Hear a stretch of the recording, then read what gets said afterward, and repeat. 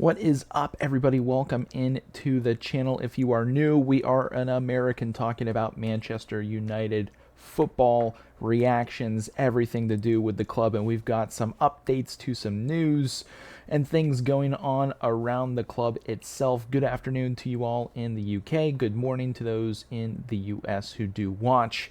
And first and foremost, this is just a little tidbit update. I know the deal is done and has already been confirmed by United, but Cunha officially adding Manchester United to his IG bio. I know that that's not anything too crazy, but I thought that I would put that little nugget in to start. But the bigger of the news, or the biggest of the news, we've got updates on Mbeumo as well as Gyokeres coming in. This UTD Truthful, I think, is a very good follow. They pull some quotes, tweets, so on and so forth from reputable people, and they have their links and so on and so forth. So if you want to give them a follow on Twitter, be sure to do so.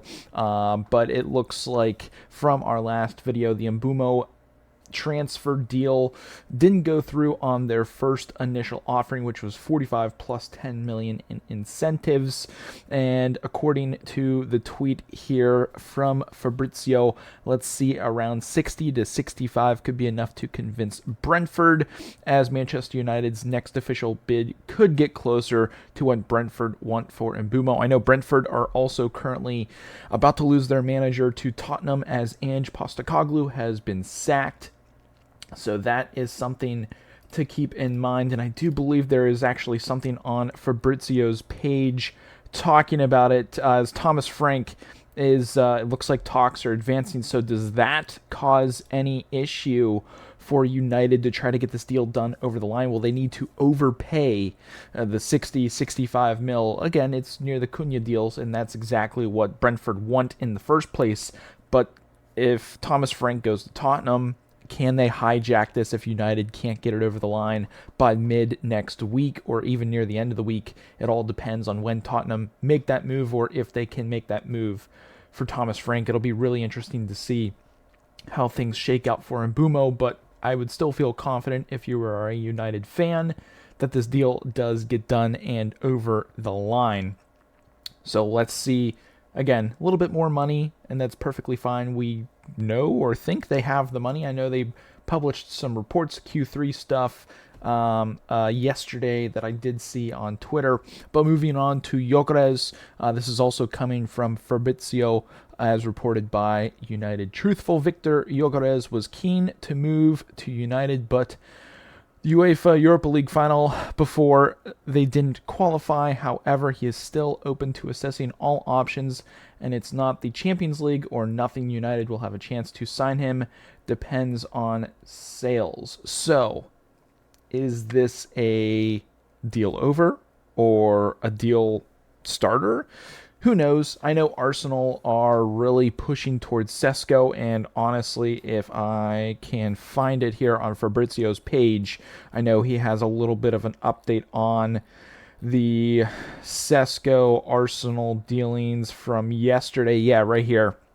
Understand Arsenal are now advancing in negotiations for Sesko after initial concrete talks reported last week. Discussions underway and proceeding well between all parties involved, players and club. No agreement yet, now or expected this weekend, but advancing. So that is good news for a United fan.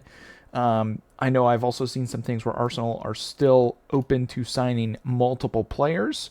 So does that mean they could get Sesko and Gyokeres? I doubt it. That would just be a ton of money going towards both strikers, and they can't play on the pitch at the same time unless they plan on changing their formation, but I don't see that coming anytime soon. So United, I think, still have a good chance at landing Gyokeres. I'm sure, again, there are other teams out there looking for a top striker that could pop in and steal the deal. But it is also a good sign that Champions League, Europa League, Europe is not a deal breaker for Gyokeres, and that I still think United need to move quickly on this. They need to move quickly on the Mbeumo talks for sure if Thomas Frank does go to Tottenham. And how crazy would that be? They beat United in the Europa League final and then steal one of their midfield options. That would be a little crazy if you ask me. So they do need to move on Mbeumo. Try to get that done by mid next week if possible.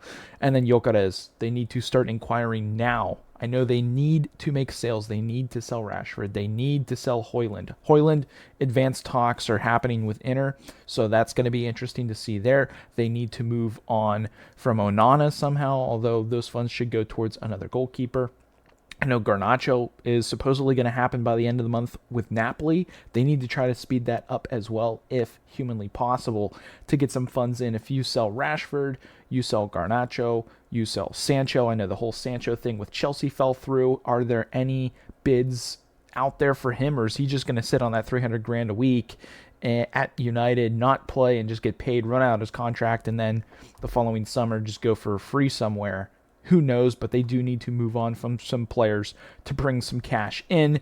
And the last little bit, I wouldn't even say this is truly fully out there as a real thing. It might just be clickbait, but I thought I'd throw it out there. Manchester United have joined Newcastle, Nottingham Forest, Tottenham, and West Ham in the race to sign Dominic Calvert-Lewin. Who in their right mind, a club of United stature, would want him? He is, in my opinion, a little washed. He's been injured a couple of times here near the end of his career. I think he's going on 30. He might even already be 30, if I'm not mistaken. I just, Nottingham Forest would be perfect. Tottenham as a backup striker. West Ham as a backup striker. Newcastle, again, he'd be coming behind Isak off the bench. Possibly. United need to stay away from this if this is any shred of this is true whatsoever. Again, I do think it is very clickbaity. I don't think it is 100% true whatsoever, but I thought I'd throw that little tidbit in there to rile up some people and see what they have to say, because in my opinion, I don't see it happening whatsoever. If it does indeed happen, it is what it is, but they need to focus on Gyokeres. They need to focus on Mbeumo. They need to get that deal done as soon as humanly possible to then assess, see where they're at, see if they can even bid for Gyokeres without any sales going through yet, or maybe have that in mind of like, okay, we're going to be able to sell X, Y, and Z, X, Y, and Z being Garnacho, Højlund,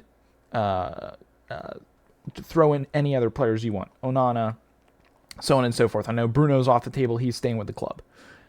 You need to start negotiating knowing that, okay, we'll probably get about 60 million on the low end for all those players. Rashford, throw him in there as well, maybe get upwards to 80 million.